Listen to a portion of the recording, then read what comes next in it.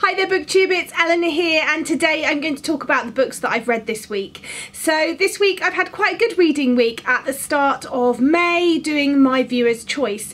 I did manage to fit in a couple of books before I started Viewer's Choice though, so I'm just going to talk about those first.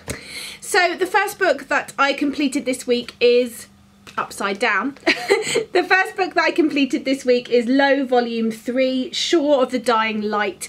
If you've watched this channel for a while, you'll know that I really enjoy Low. It's quite gritty. There is some gratuitous sex, and the females are often displayed in skimpy clothes, in especially the first two volumes, not so much in this latest one, but this latest one continues the story.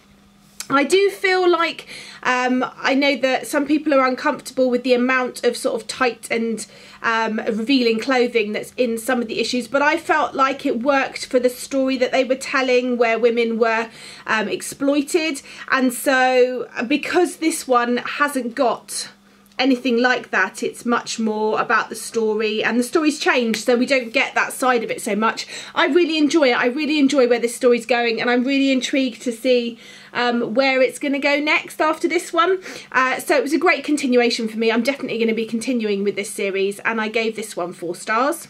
If you want to know a little bit about the story itself, it's set in a time where basically the earth is dying, and due to the sun and various radiation, it's impossible for humans to live on land, and so they've sunken these huge city pod things that have got like oxygenated air, and people have been living at the bottom of the sea, hence sort of the low. And the lower down you are, I think the sort of worse off, you know, the worse off you are in terms of your status. And they also sent these beacons into space searching for habitable planets, and nothing's ever been heard of these beacons again until at the beginning of volume 1 a beacon signal is detected, and so one family decide they're going to go and recover this beacon and find out the information that's on it. So that is the sort of story, but we find out about the different areas and different places that are in this sort of low, as well as what's happening on land since the humans have left. So I really, yeah, as I say, I really enjoyed this, and I gave it 4 stars. Next up was a book that I was picked for me at the Mr. B's Book Emporium reading spa that I went on, and I'm not going to talk about it here or give you a rating because I'm hoping to read all of the books that I got there this month at some point, and I'd like to do a wrap up of a sort of overview of how good the books that Mr. B's picked for me were. But that book was Boys Don't Knit by T.S. Easton, so keep an eye out for a Mr. B's book review video later in the month to find out what I thought of this one. And then the last book that I read that wasn't related to my Viewer's Choice for this month is Swimmer Among the Stars by Kanishk Tharoor. This is such a beautiful book. I don't think it does it justice on here, but it's hardback. It's got this beautiful foiling on the front with sort of the front of an elephant here and then the elephant's back on the back. It's a collection of short stories of varying themes really, but for me very much feels about stories about different places and different people and foreign soils, whether that's space or Morocco or India or Kerala. It definitely has a feel of different places and different cultures to it, which I really enjoyed. I think on average the majority of the short stories in here for me were a 3-star read. I really enjoyed the writing with this one, and I was really hopeful that it was going to be a 5-star book for me, but again, as is always with a lot of short stories, I kind of missed the point. I don't know, maybe short stories just aren't for me. There was a couple in here I felt really left me thinking, but the majority of them I was just a bit like, oh, and it's finished. But my favourites in here were definitely The Fall of an Eyelash. It's about a refugee. She's formed a life in her new country, and her husband has this thing where, you know, if you find an eyelash on your face, he'll take it off her and get her to make a wish, and she thinks it's silly, but it becomes sort of part of their life. And it's just a very beautiful story, really, about the idea of wishing and hoping and immigration. And yeah, I really enjoyed that one, and that was a 4-star, if not 4.5. And then the other one that I really enjoyed was called Portrait with Coal Fire, which again was a 4-star read, and I really enjoyed this. It was discussing what felt to me a bit like a National Geographic journalist had come over to this this small town. I think maybe it felt like it was India, and this mining town, and had gone into the mines and written this piece.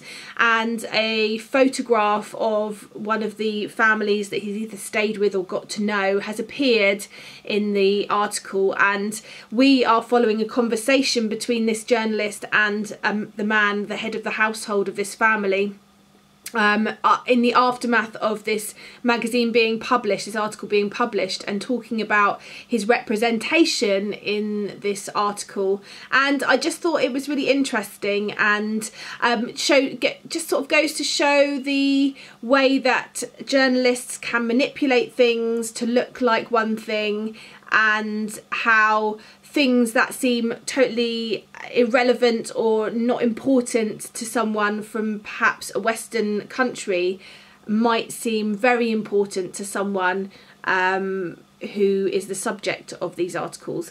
I don't want to ruin it because it is, you know, a short story, but I really enjoyed that, and I would give that one sort of 4.5. So there was a couple of real beauties in there, a couple of that I really enjoyed, but overall I think I generally gave this 3 stars. It is good, and I think if you like short stories and you like stories about other countries and other cultures, then this might be one that you really enjoy. So now for the 2 books that I've read this week, which were viewer's choice. So my first viewer's choice pick from you guys was Max by Sarah Cohen Scarley. I started reading this, I got 100 pages in, and unfortunately I had to DNF it. Now, I don't want you to think that because I've DNF'd it, it was terrible, because it wasn't terrible, it just wasn't for me, but I can see a lot of people really enjoying this. Firstly, I mean, it was about war, and it was really quite the whole book is set in the war and about the war, and so instantly for me, for some reason, war is just not something that I generally like to read about when that's all there is, really, and so that was a bit of a turn off. But the biggest problem for me is that the whole premise of this story is about this baby who has been created as part of this eugenics program with the Nazis to be this sort of perfect Aryan baby, you know, blonde hair, blue eyes, perfect weight, height, shape.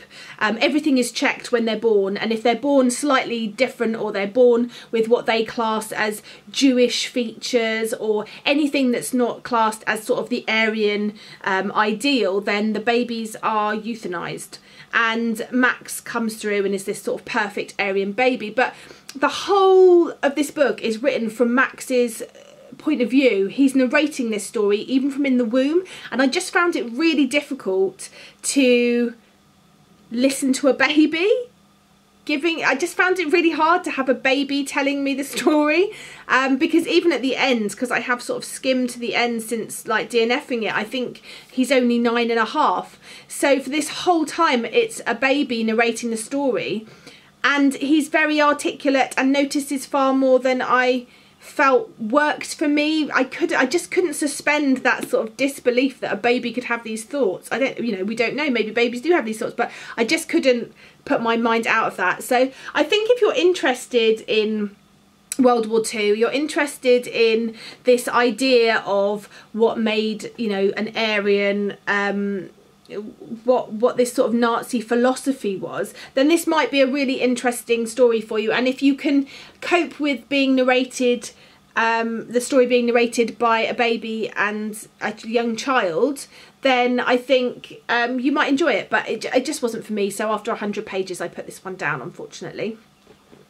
And then the second one, which came in my Twitter poll, so keep an eye on my Twitter because the polls go up normally just as I start reading the next book that's picked. I put the poll up for the next one because generally I read a bookish a day and I like to have the book ready and going.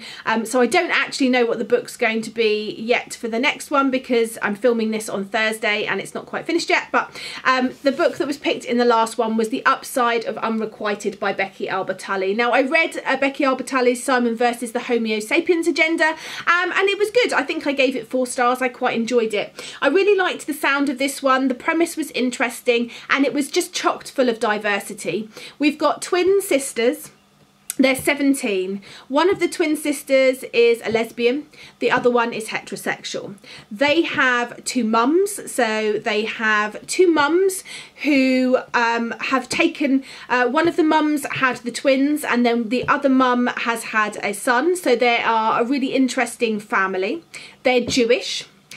So that fits with my diversity bingo with a Jewish main character.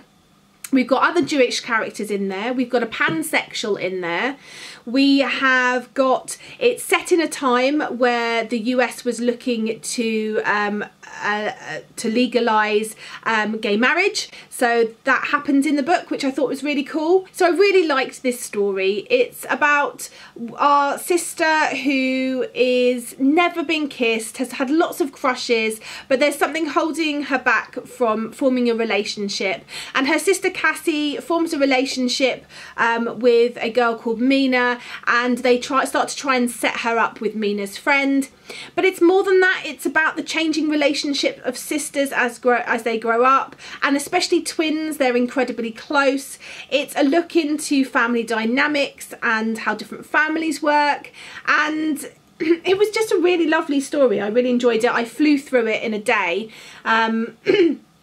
And I think it's a really good story. Now, I felt it was a little bit misleading because I'd heard that there was a lot in here about our main character's weight and how she was uncomfortable with that. And to an extent there is mentions of it and it is in there, but I really don't think that is the main crux of this story. I think the main themes in here are growing up, growing apart, learning what you want from a relationship, how to have a relationship, how relationship dynamics work, and sort of first love, I think, is much more what the themes are in this. And as I say, I really enjoyed it. It didn't quite give me the emotional kick that I need for a 5-star read, but it was a very strong 4-star and I definitely recommend it.